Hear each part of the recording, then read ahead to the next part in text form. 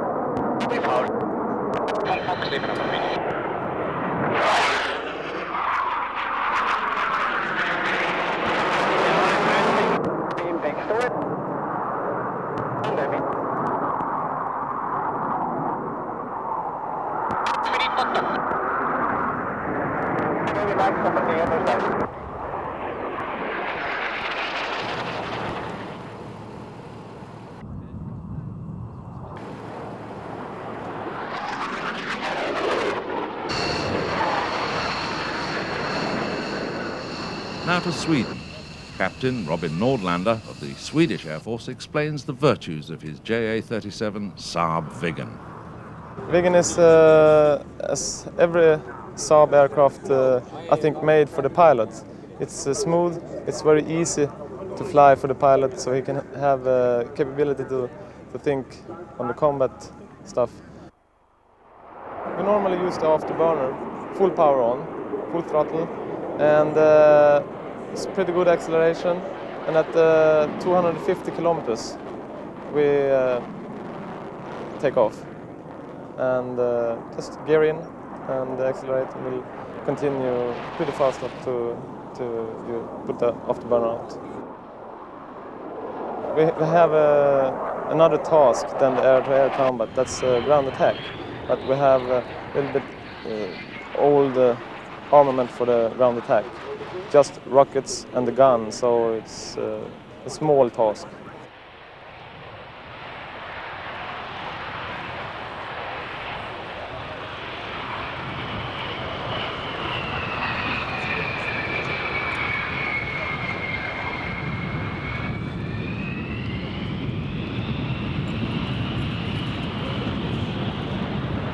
The aircraft is best maneuverability in about under 3,000 meters. That is very good. Higher altitude, the maneuverability will be less.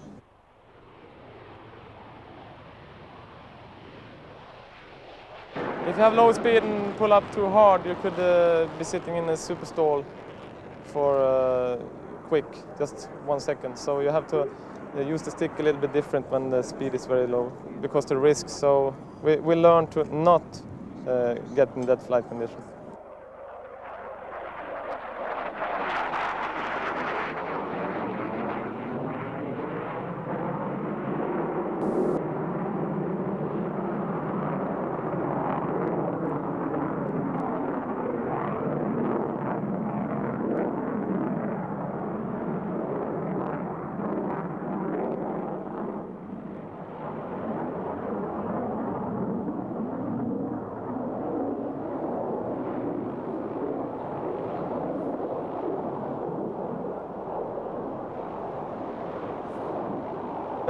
When you're a student, you fly it just straight down in the runway, and you'll be down. And when you're more experienced? You make a little bit more beautiful landings. You can float out and put it down like a woman. You like that, do you? Yeah, I like that. Sweden was yet another first for Mildenhall. Our host unit at this historic airbase was the United States 3rd Air Force 100th Air Refueling Wing, so it was fitting to have a brief flypast from the KC-135R Stratotanker, which has become one of the most important elements in all the NATO air forces with its rapid response policy to any potential conflict around the globe.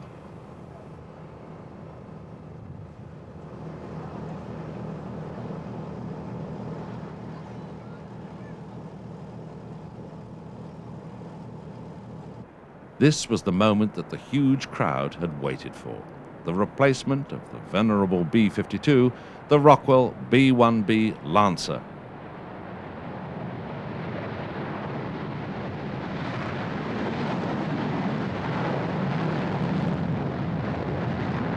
Four General Electric F-101 turbofans with afterburners propel this supersonic intercontinental bomber into the Suffolk sky.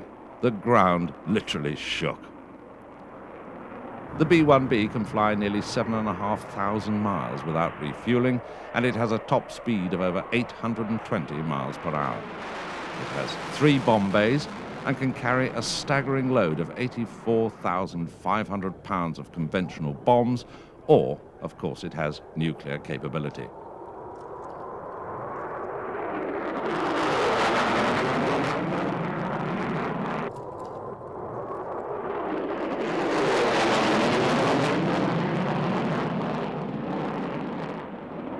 NATO forces need transport of supplies and troops. The C-17 Globemaster from McDonnell Douglas fits that bill. It can land on very rough terrain, has STOL capabilities with reverse thrust on all 4 F-117 turbofans, and it can carry 102 fully equipped troops or 110,000 pounds of cargo in its 68-foot main cabin, such as tanks or helicopters. This giant of the air faced its even bigger brother, the C-5B Galaxy, which had flown in from the States with the Thunderbirds' backup crews and spares. The Galaxy is known affectionately by its crews as Fred, fantastic, ridiculous, economic disaster. But it can carry 2 battle tanks or some 363 passengers.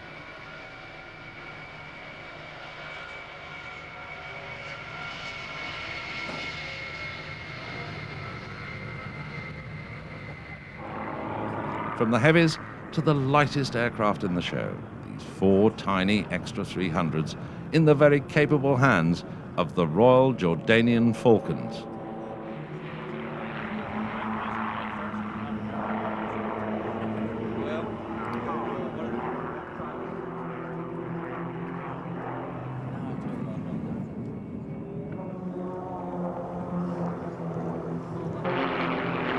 Who said that little planes were boring?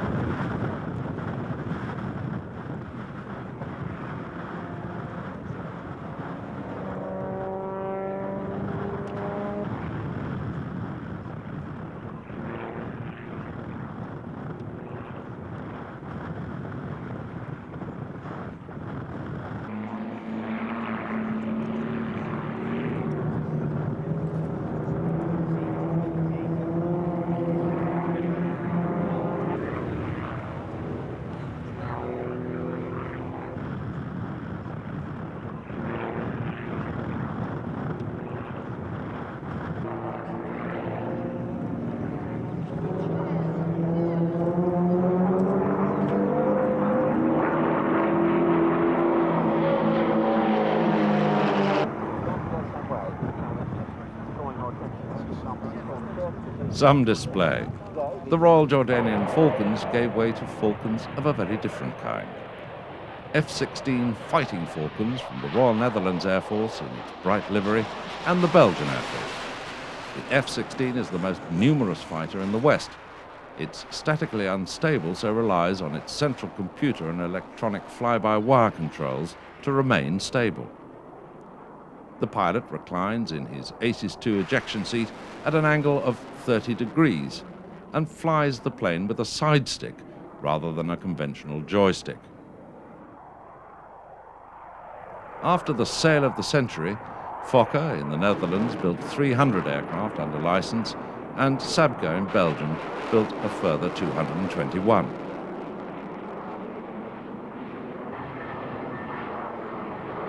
This superb fighter-bomber is the mainstay of NATO's frontline forces. Pilots still love the aircraft with its incredible maneuverability, high G-tolerance, heat-seeking missiles, and its Vulcan cannon, all of which mean that they can yank and bank with the best of them. At very slow speeds, the computer takes over and keeps the Fighting Falcon as steady as a rock. There's also a magnificent all-round view from the bubble canopy. If it looks right, it flies right, and the F-16 still looks very right. Later we'll see 6 F-16s in action. They are, of course, the Thunderbirds.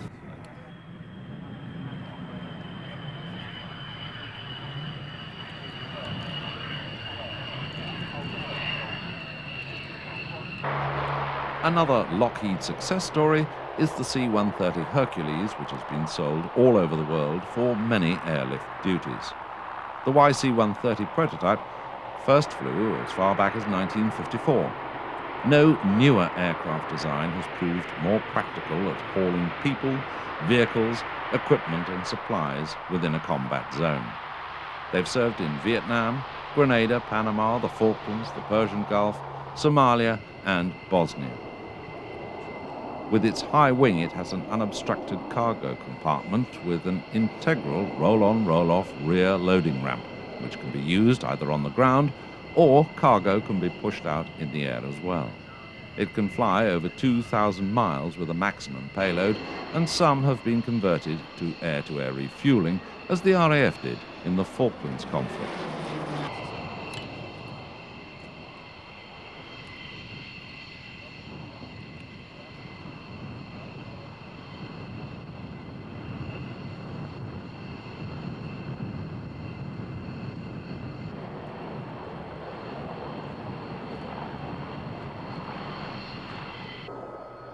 The Hercules is also the mount of the internationally famous RAF Falcons parachute display team, who, weather permitting, leap out of their aircraft into free fall before pulling their ripcords and weaving about the sky into their notorious stack formation.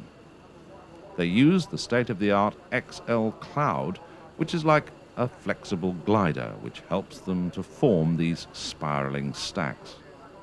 Apart from displaying at air shows, there is a serious purpose to all this. The Falcons are all members of the Parachute Training School at Bryce Norton. In turn, the RAF is responsible for training parachutists from all three services. The team has 15 members, and rather like the Red Arrows, they spend 3 years with the Falcons. They control their chutes with 2 toggles to turn the canopy either right or left, and they'll turn into wind for the landing.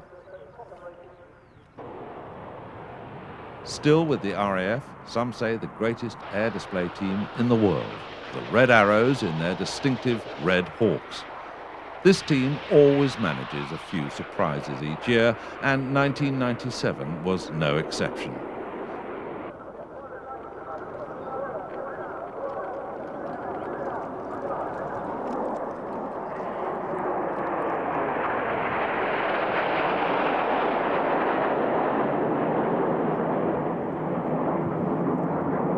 Diamond 9 is probably the oldest surviving maneuver. From this basic configuration, these other graceful shapes evolve.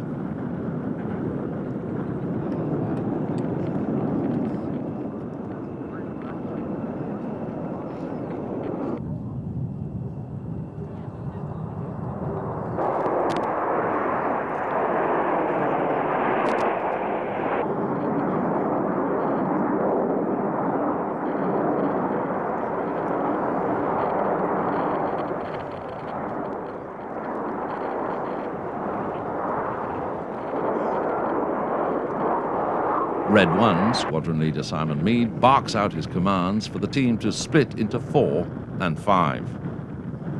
Unlike the Swiss, the Reds are a squadron in their own right, so in a war situation their Hawks would be camouflaged, armed with a 30mm cannon and Sidewinder missiles before the squadron would be fed into the UK Air Defence Forces.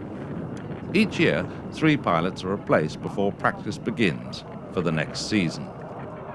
In 1997, the new boys were Flight Lieutenant Ian Smith, Red 2, Flight Lieutenant Gary Waterfall, Red 3, and Flight Lieutenant Andy Cuban, Red 5. All the Red pilots are at least at instructor level in the RAF, and to a man are proud to serve in this precision aerobatics team.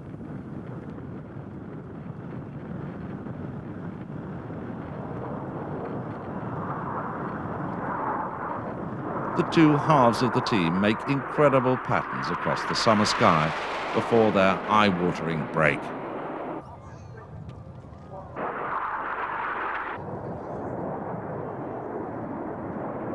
When the synchro pair start a series of death-defying crossovers with a closing speed of some 700 knots.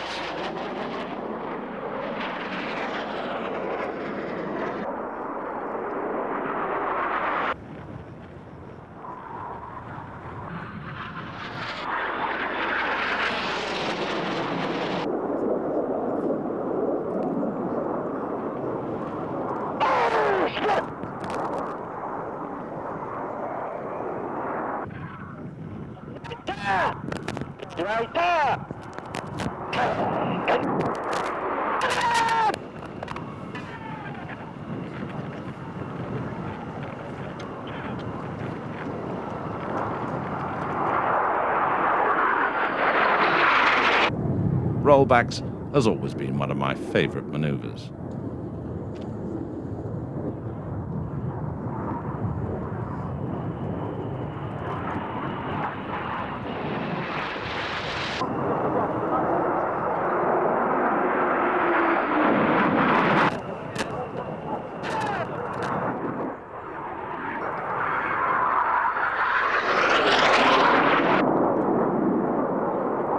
the Reds always return to Diamond 9 before their spectacular parasol break.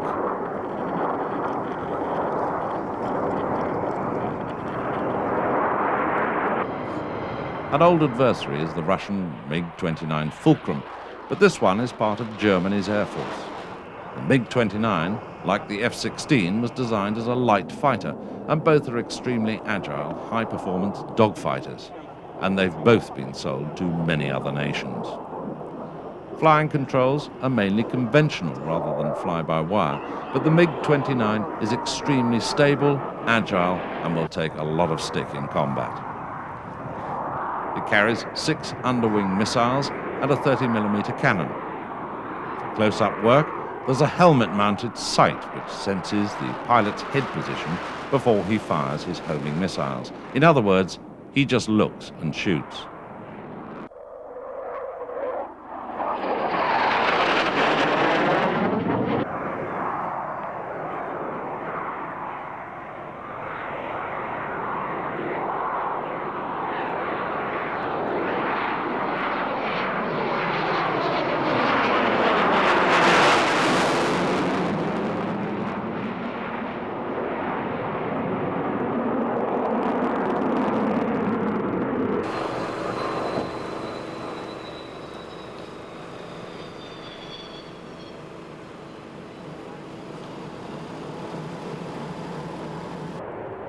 Donald Douglas F-15 Eagle has been the United States Air Force frontline fighter since the 1970s. This one had a very special mission, as we'll see later.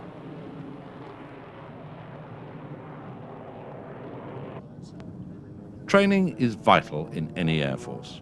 This is the Pilatus PC-7, the forerunner of the PC-9, which was in fierce competition with the short Tucano for the contract to replace the RAF's jet provosts.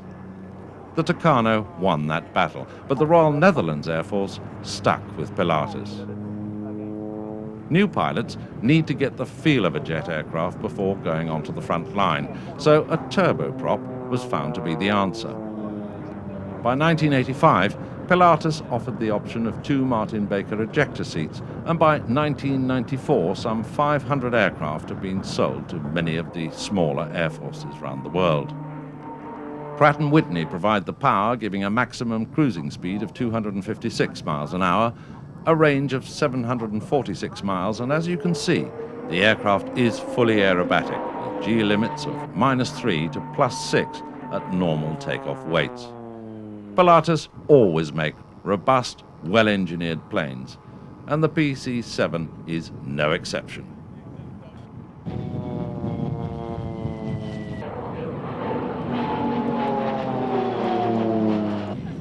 One of the main attractions in this anniversary show was the only European appearance of the United States Air Demonstration Squadron, Thunderbirds, who flew lock, stock and barrel all the way from America for the Mildenhall crowd, as Captain Jack Miller explains. Well, typically when we leave from the United States, this time we left our home base in Las Vegas, Nevada, and we did a show at Andrews Air Force Base, Maryland, which is near D.C. And traveling over here, the support folks all went in a C-5 Galaxy, traveled over, and then the actual F-16 aircraft, all 8 of them, actually traveled with air refueling, doing 7 air refuelings en route, and came down here to England, and we're ready to do a show. Thunderbirds fly the F-16Cs, and their takeoff pattern is unusual. The pattern of 4, led by Team Leader Lieutenant Colonel Ronald Mumm, who flies number 1 and commands no less than 140 in his squadron. The lead solo F-16 is flown by Major Matt Medleski in number 5, who flew more than 120 combat hours in the Gulf War in the A-10 tank buster. He's in his 2nd year with Thunderbirds.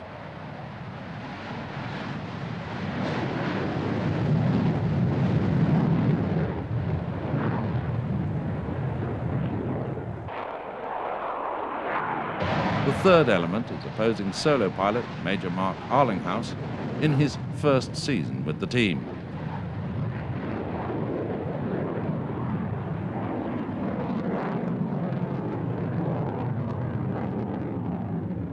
The F-16 is a fantastic aircraft for air demonstrations. In the Thunderbird's history, we've flown 6 aircraft, and at one time we flew the T-38, which was not a frontline fighter, but we're proud to say that we're back flying a frontline fighter again, and it is just a phenomenal aircraft, not only for fighting aircraft, but for an air demonstration. It handles incredibly, and all the pilots are excited to fly it during any demonstration. Thunderbirds were officially recognized in May 1953, flying F-84 Thunderjets, and they moved to their current base at Nellis 3 years later with the Super Sabre. From 1969 to 73, they used the F-4E Phantom II. I personally saw one of them crash at an air show at Dulles. The team then went on to the more agile TE-38 Talon before taking delivery of the F-16A early in 1983.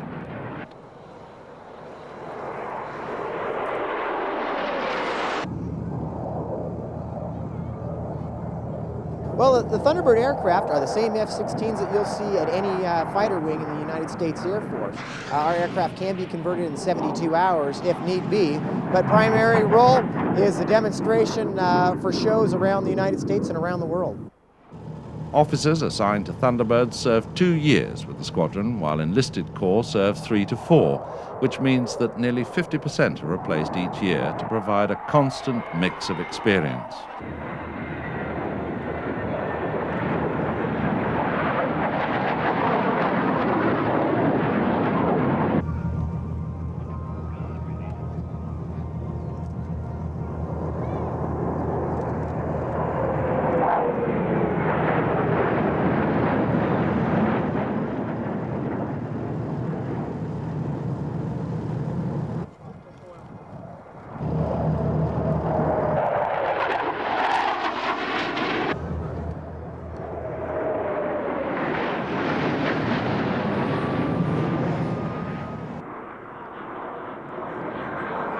After the first day of this 2-day air show at Mildenhall, Thunderbirds were to fly the return trip to the United States for more demonstrations to mark the 50th anniversary of the United States Air Force. It is an incredibly big event. I'm personally very proud to be in the Air Force and on the Thunderbirds in the year of the 50th anniversary, because it's really showing a culmination of 50 years of air power, and to have the opportunity to share this is just immense, because everybody is really enjoying this, and we're really proud to be a part of the 50th anniversary. So let's look back at those 50 years when the World War II warhorse, the B-17, was being phased out of the United States Army Air Force, which had expanded after the Japanese attack on Pearl Harbor, and America's entry into the European conflict, culminating in 80,000 aircraft and nearly 2.5 million personnel. The superb B-51 Mustang had been the B-17's little friend, and the King Cobras had played their part in Russia and the Far East. In fact, this B-17 is kept going by Ellie Salingbo's B-17 Preservation, founded by the late Ted White as a memorial to the 78,000 American airmen who lost their lives serving in the Army Air Force during the war. As usual, it was flown by Captain Keith Sissons. By the last year of the war, the quality and quantity of Army Air Force aircraft and aircrew dominated the Pacific and European skies, literally paralyzing the enemy's economies, culminating in the dropping of the first atomic bombs in Hiroshima and Nagasaki. After demobilization, and with such an outstanding record, the United States Air Force became a force in its own right. It won its independence on September the 18th, 1947, with the oncoming of the jet age.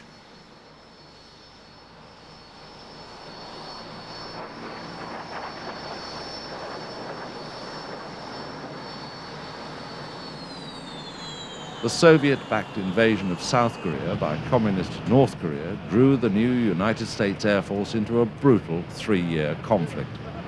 Its new F-86 Sabre jet fighters were the frontline aircraft of the time. That war ended in 1953, and for the next 4 decades, the United States Air Force provided the cornerstone of the North Atlantic Treaty Organization against the communist-dominated Warsaw Pact.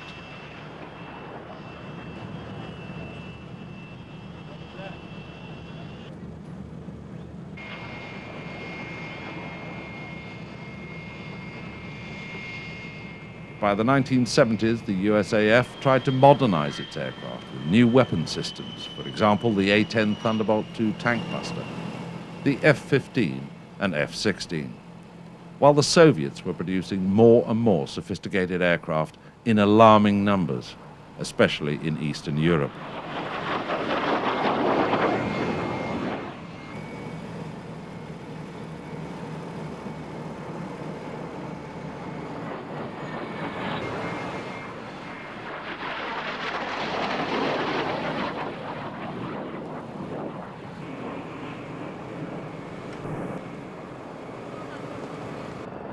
But a decade earlier, the horrendous Vietnam War had virtually bled the American military coffers dry.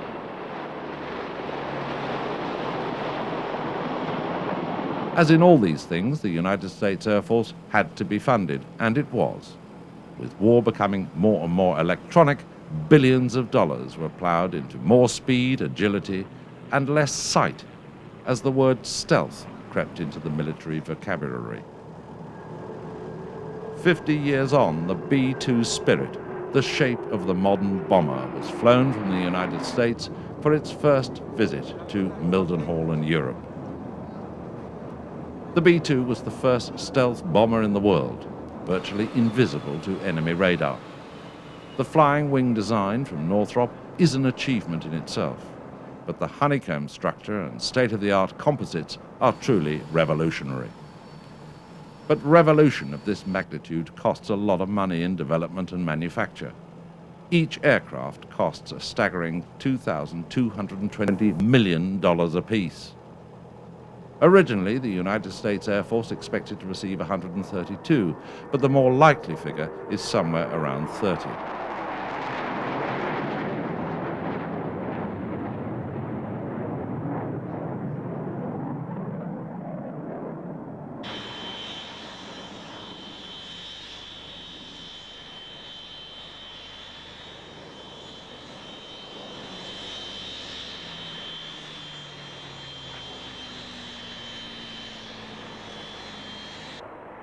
Now the turn of the French with their Sepcat Jaguar E's. The Jaguar was the result of an Anglo-French agreement as far back as 1965 to produce a trainer and light attack aircraft for limited wars. But what emerged was a very tough aircraft that has seen pretty big wars, such as the Gulf and Bosnia, even though it's older than most of its pilots. Amazingly, the Jaguar's wingspan is less than a Spitfire, but its bomb load can be almost as heavy as 2 Spitfires. The Jaguar E, for école or school, is the Armée de l'Air's 2-seater trainer version for conversion onto the single-seater, which can carry a multitude of weapons and stores on its pylons for its ground attack role. It's powered by 2 Rolls-Royce Ardor turbofans, giving it a top speed of just over 1,000 miles an hour, and it can climb to 30,000 feet in 1.5 minutes.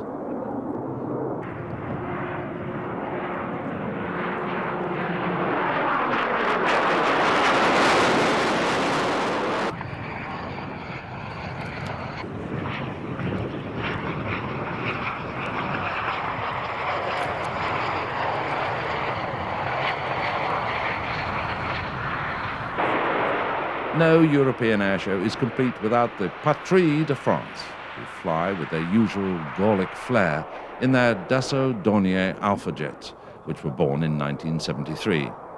The Armée de l'Air used them as an interim trainer before going on to the Mirage. In their dashing display, these aircraft and pilots will be subjected to over 9G, which means that the pilot will become 9 times his own weight. To counteract this, they all wear G-suits to keep the blood flowing to the brain so as not to black out. It is a dazzling combination of loops, rolls, twinkle rolls, and breathtaking crossovers.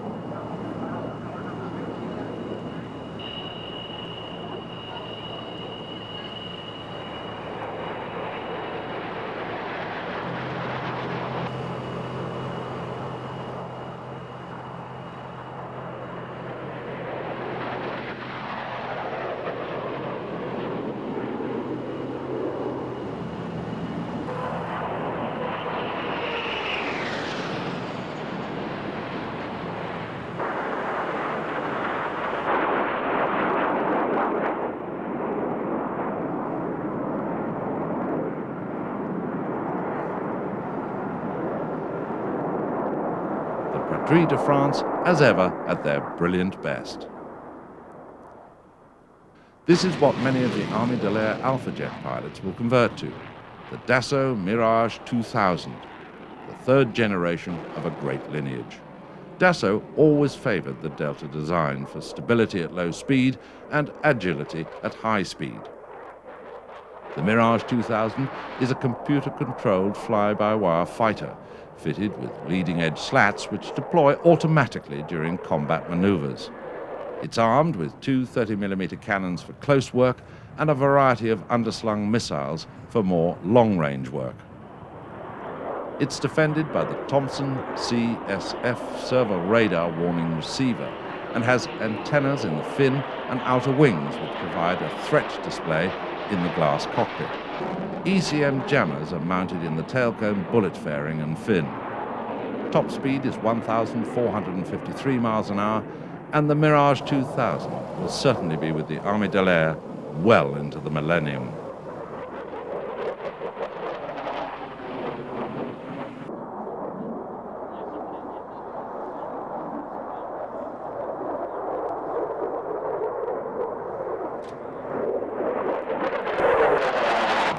This is Nimrod, or the Prowler, which is used by the RAF for anti-submarine warfare. It's an adaptation of the de Havilland Comet, which was the world's first jet airliner.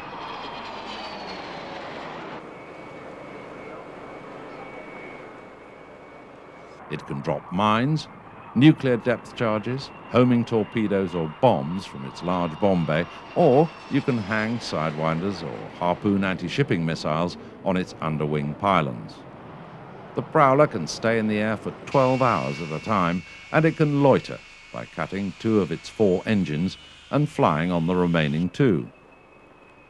Nimrod can be refueled in the air, so as long as you don't run out of oil, theoretically, you could stay up indefinitely.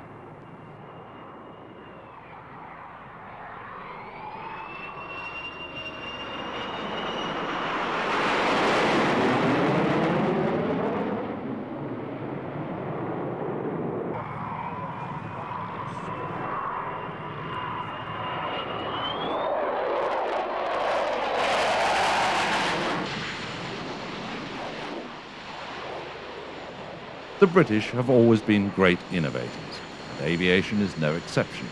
The Sea Harrier and Harrier are the end product of a dream of controlling a fighting aircraft from the hover to high-speed flight.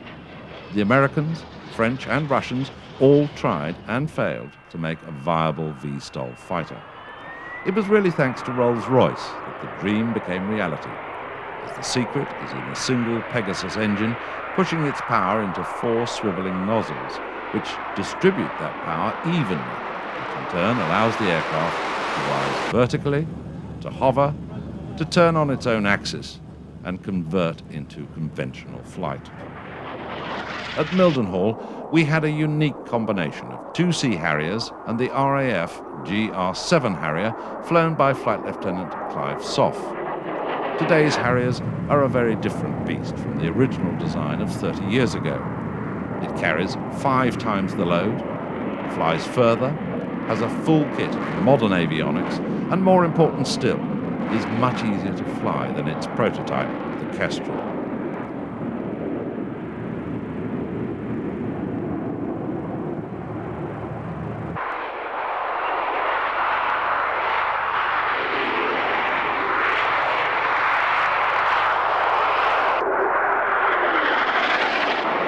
It's a question of whatever you can do, I can do better, with that rivalry between the Navy and the RAF. The Harrier really made its mark for the first time in the Falklands War, where viving was developed into an art form.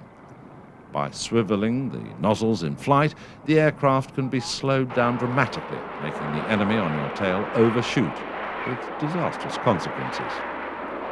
The Harrier also saw action in the Gulf and has been such a successful design that the American Marines are using the more powerful AV series built under license in the States. Harrier will be around for a long time to come.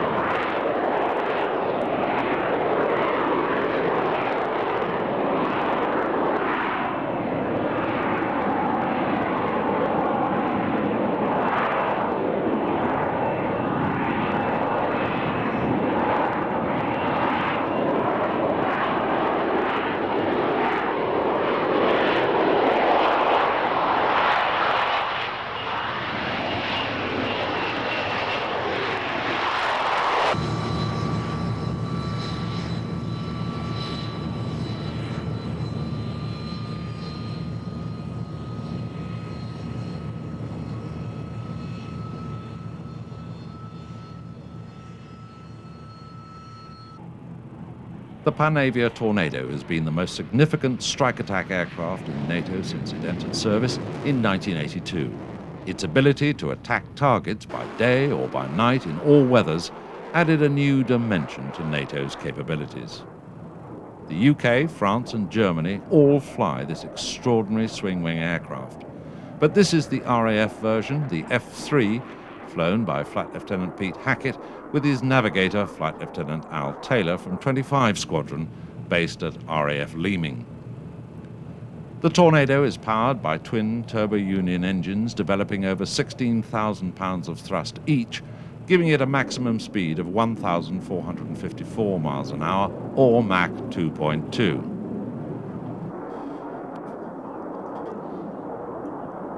It's armed with a 27mm gun, 4 Skyflash and 4 Sidewinder missiles, which are to be replaced by AMRAAMs. Design of the MRCA, or Multi-Role Combat Aircraft, was started in 1968, and it was a joint project between Germany, Italy and Great Britain. Over the decades, it's been radically updated, and it is an incredibly stable weapons platform, especially at low level in turbulent air, making sure that its crew have a fairly comfortable ride.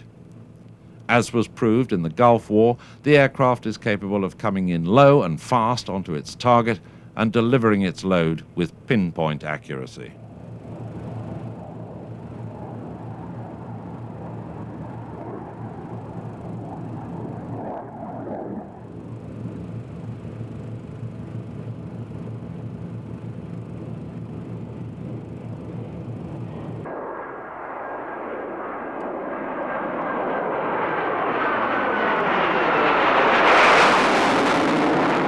Its swing wings ensure that Tornado can fly at almost any value, and reverse thrust on landing gives it very efficient stopping power.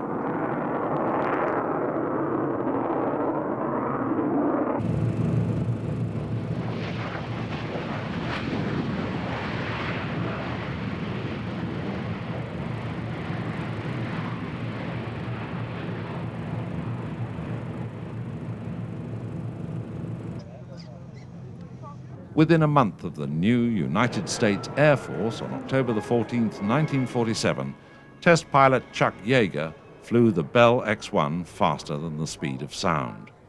50 years on, the Mildenhall crowd saw an aircraft of a very different kind. The world's first stealth fighter, the F-117 Nighthawk, again flown across the Atlantic for this special anniversary.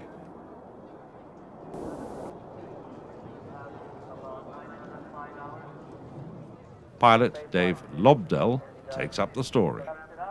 Initially, we staged out of Langley Air Force Base in Virginia. We launched out of there, joined up with a KC-10 tanker, and simply flew a formation off the tanker all the way over to England. And as needed, we just went underneath and let them hook up and squirt us a couple thousand pounds of gas, and we go back, hang on the wing for about a half hour, 2 hours, and go back, get some more gas, and just keep doing that until you get here. Our primary abilities we can't really show anyone because there aren't any radar sets out there, and hopefully there aren't. So what we just show is actually the fact that the F-117 is a very dynamic aircraft and can handle, it's very agile, and it performs as most fighters do.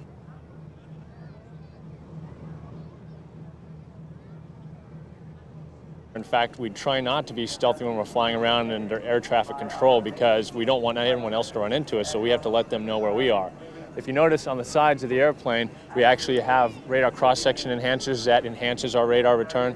Also, when we stick our antennas out, we have a standard IFF code that, as assigned by air traffic control, we'll be squawking that so that they can pick up our airspeed or altitude and vector traffic away from us as necessary. So you use a transponder just like any normal aircraft, but of course, as far as primary radar, these devices actually enhance the aircraft's radar image, is that right? Correct, sir. Absolutely. How do they do that? Well, there you stick them on the side there. It's just like a reflector, like a piece of aluminum foil out there that just enhances our radar reflectivity. So do you just turn those on when you're not flying stealth? Is that the idea? Actually, no, sir. They're just bolted onto the side, and we leave them on. In the event of wartime, we'll take them off. Well, one of the interesting things about the airplane is the intake and the interesting shape of the exhaust. Together they combine for a slight thrust reduction, so our takeoff rolls tend to take around 4,000 to 5,000 feet and then increase at higher pressure altitudes. So again, throttles up, slowly accelerate compared to other fighters, and then approaching our rotation speed, which is fairly high, around 170, 180 knots, we'll rotate, and then off we go. Gear handle comes up, there's no flaps, so that makes the checklist a little easier.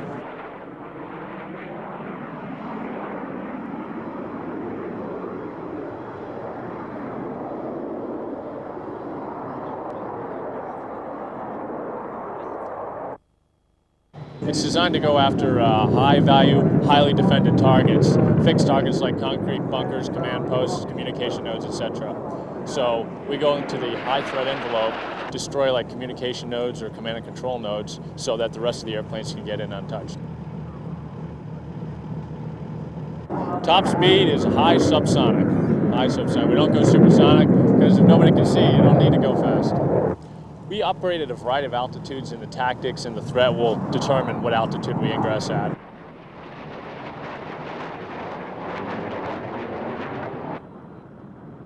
We carry a variety of weapons, primarily 2 laser-guided bombs. Solely with smart bombs, because we only carry 2. It's not like we can go off and drop a string of 6 bombs. So we carry 2 smart bombs, we hit what we aim for, and we go home.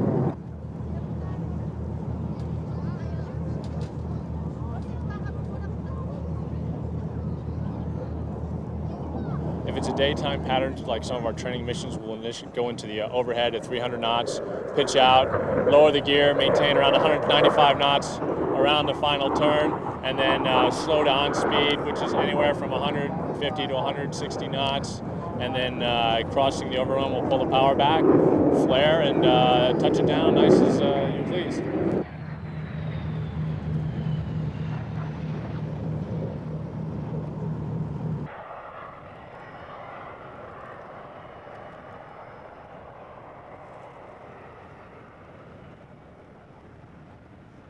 The F-117 Nighthawk. As a fitting finale to this anniversary show, who better to round off a staggering 2 days at RAF Mildenhall than the biggest of all the display teams, and the most flamboyant, the Italian team Frecce Tricolori. They are a squadron in their own right, the 313th Aerobatic Squadron of the Italian Air Force, or Aeronautica Militare. Their name, Frecce Tricolori, literally translates into 3 coloured arrows, which refers to their smoke trails coloured in the red, green and white of the Italian national flag.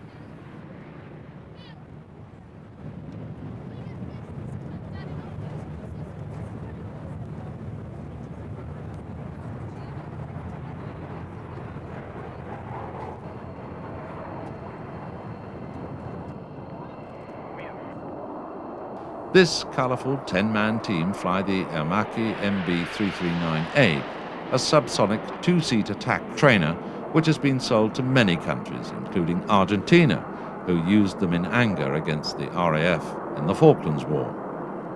They're all equipped with 2 Seacam Martin Baker 00 ejection seats, and they're powered by a Piaggio-built Rolls-Royce Viper for the reliability needed for any display team. The Viper pushes the MB339 along at 500 miles per hour and gives the aircraft a combat radius of about 370 miles. Unlike the Red Arrows, who change 3 of the team every year, Frecce Tricolori stay together as a squadron, usually for many years, until a member either retires or is moved on to other duties in the Italian Air Force. The thinking behind this is that the continuity allows them to do many more daring manoeuvres than any of the other national teams.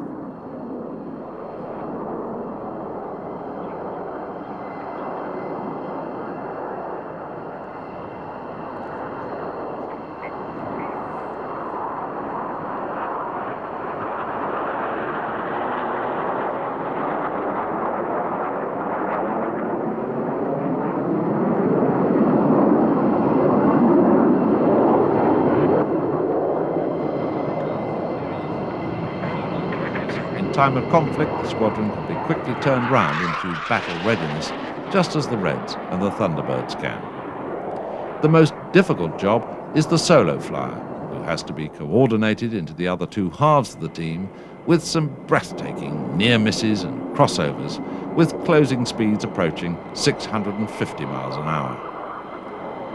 The aircraft can be armed with a variety of weapons and stores of up to 4,000 pounds in weight on 6 hardpoints. You can have 2 30mm cannon pods, or 2 rocket launchers with 2 drop tanks, or a selection of AIM and Sidewinder missiles. Frecce Tricolori was formed as a team way back in 1961 on the orders of the Italian government to show the world what the Italian Air Force was made of. Apart from their unfortunate crash at Ramstein, the team has risen in stature for its imagination, flair, and wonderful Italian humour.